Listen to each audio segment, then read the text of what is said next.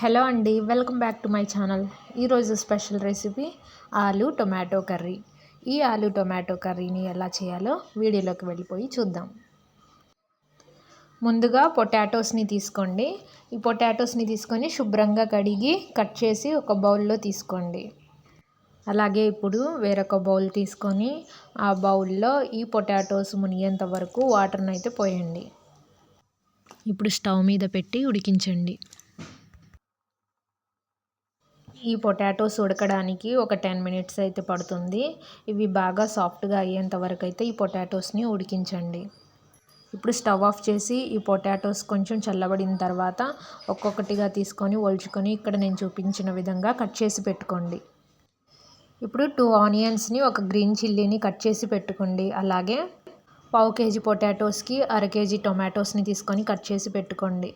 ఇప్పుడు స్టవ్ మీద గిన్నె పెట్టి అందులో సరిపడా ఆయిల్ని అయితే తీసుకోండి.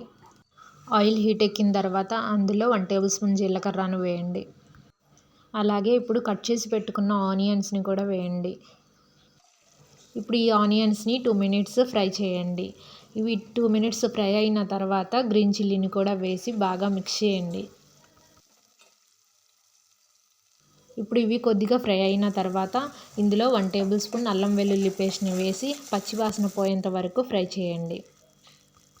ఇవి ఫ్రై అయిన తర్వాత కట్ చేసి పెట్టుకున్న టొమాటోస్ని వేసి బాగా మిక్స్ చేయండి.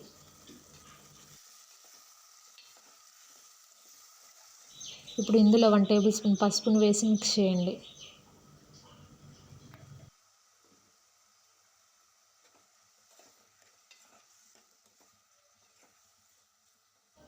ఇలా మిక్స్ చేసిన తర్వాత ఒక 10 మినిట్స్ మూత పెట్టి మగ్గించండి. మధ్యలో ఒకసారి ప్లేట్ తీసి అడుగంటకుండా ఒకసారి కలపండి. ఆ తర్వాత బాయిల్ చేసి కట్ చేసి పెట్టుకున్న పొటాటో ముక్కలను కూడా వేసి కలపండి.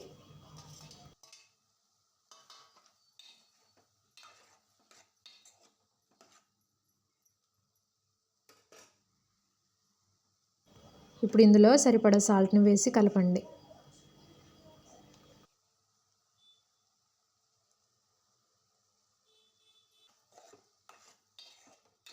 ఇప్పుడు ఇంకొక 10 మినిట్స్ మూత పెట్టి ఈ పొటాటో ముక్కలు మెత్తబడేంత వరకు మగ్గించండి. ఆ తర్వాత మూత తీసి ఇంకొకసారి మిక్స్ చేయండి.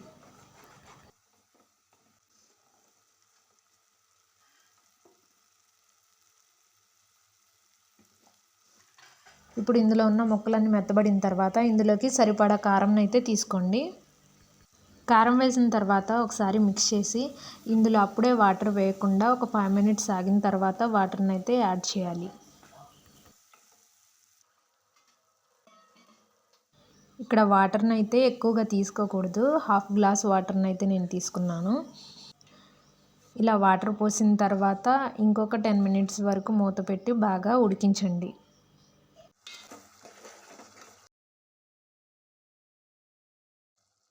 చివరిగా ఆయిల్ పైకి తేలిన తర్వాత కొత్తిమీరని కట్ చేసి వేసి స్టవ్ ఆఫ్ చేయండి. ఎంతో టేస్టీ అయిన ఆలు టొమాటో కర్రీ రెడీ అయిపోయింది. పొటాటో కర్రీస్ని ఇష్టపడని వారు చాలా తక్కువగా ఉంటారు. దాదాపు అందరూ ఎంతో ఇష్టంగా తినేవాళ్ళే. కాబట్టి ఆలు టొమాటో కర్రీని ఇలా మసాలా వేసి మీరు ట్రై చేయండి. Thanks for watching.